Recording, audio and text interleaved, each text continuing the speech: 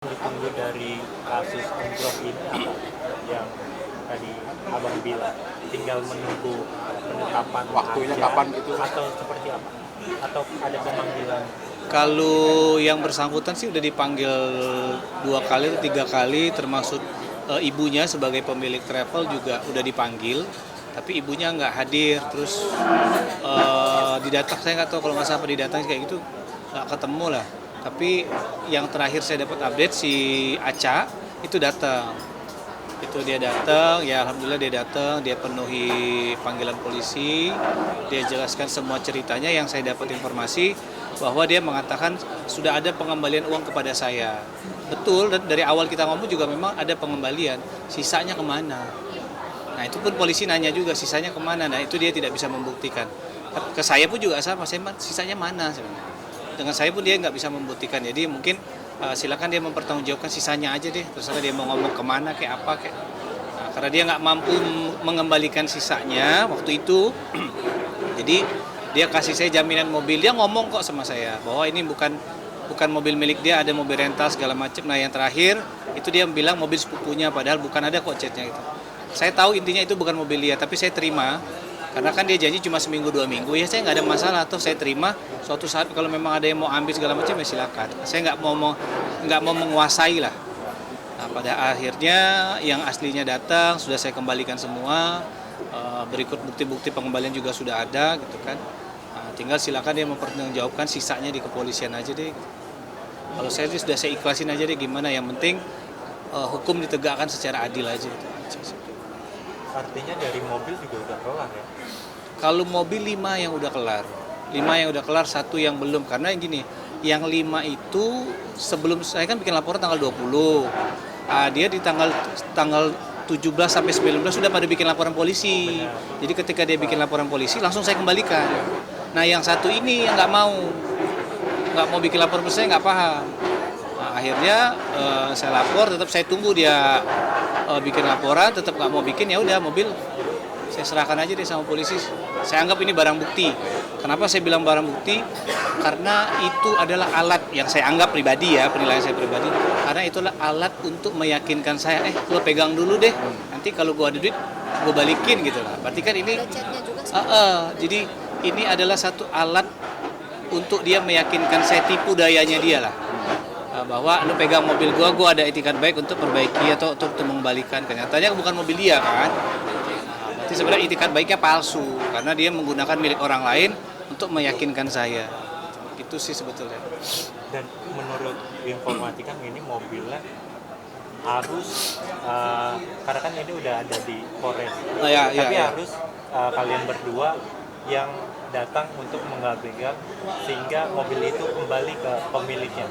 Ini kalian berdua tahan setelah menunggu kejelasan dari yang travel umroh itu, berarti Kalau harus saya sih kayaknya sebetulnya ya harusnya yang ngasih ke saya sih yang bukan saya sih sebetulnya.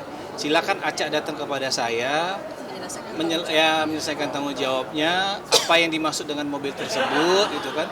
Kalau misalkan sudah sudah selesai ya silakan. Toh Aca ini kan menyerahkan mobilnya bukan kepada saya, atau antara pemilik sama Aca ini kan udah ada kesepakatan, tapi kan saya nggak paham kan. Tiba-tiba mobil itu dijaminkan ke saya kan. Nah, jadi silakan aja selesai dulu. Toh saya nggak menguasai dan saya nggak ada maksud untuk menikmati mobil itu, nggak sama sekali. Kalau kita niat jahat mau udah kita kemana-manain lah, kita Ya, pakai juga iya. sama sekali. Kalau polisi mengatakan bahwa yang bisa mengambil mobil itu adalah saya, ya bagus dong. Berarti hukum di negeri ini ya, maksudnya nggak serta-merta kan. Kalau saya berpikir sih begitu ya. Alhamdulillah berarti kita memiliki kepolisian yang sangat baik. Jadi siapa yang menyerahkan itulah yang mengambil itu. Artinya polisi pun ada tanggung jawab, saya pun ada tanggung jawab. Karena pihak polisi kan tahu yang dirugikan kan kita. Gitu. Betul. Jadi orang memberikan jaminan ke orang lain, kan berarti kan si orang lain yang punya barang asli itu kan nggak bisa seenaknya ngambil begitu aja. Berarti dia orang mobilnya juga diserahkan langsung, diantar kok sama pemilik itu.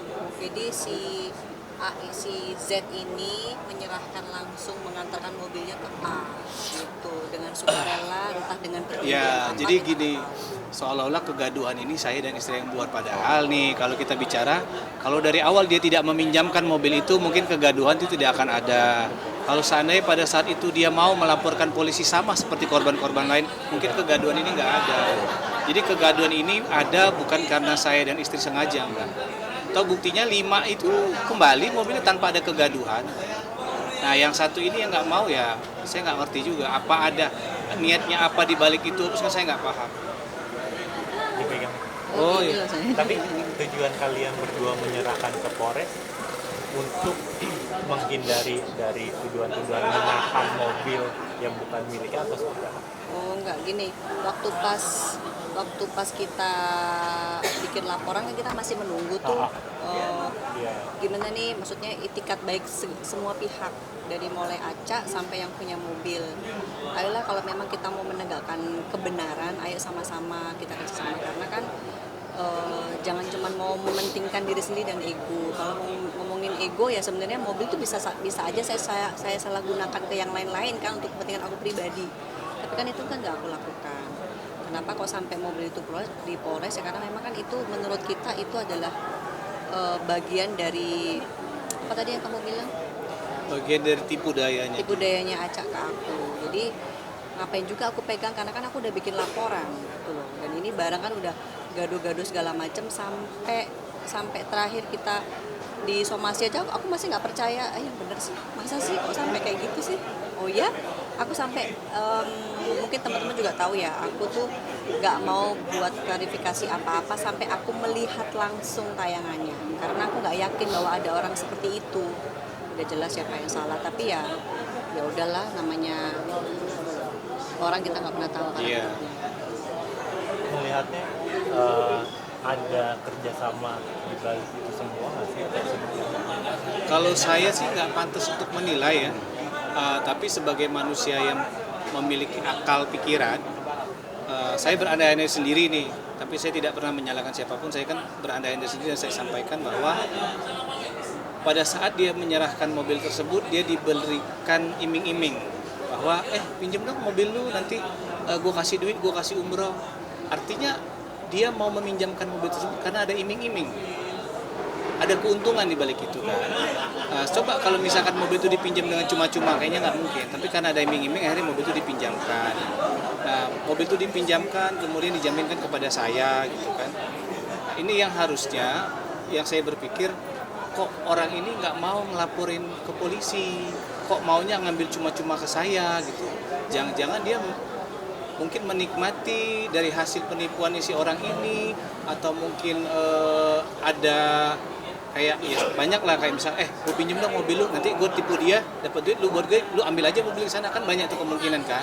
Nah, makanya saya pada saat itu saya ada chatnya tanggal 14, saya bilang kamu lapor polisi deh, saya bilang kayak gitu. Setidaknya dengan kamu lapor polisi, ini orang yang nipu kita nggak semena-mena, nggak seenak-enak aja, saya bilang kayak gitu.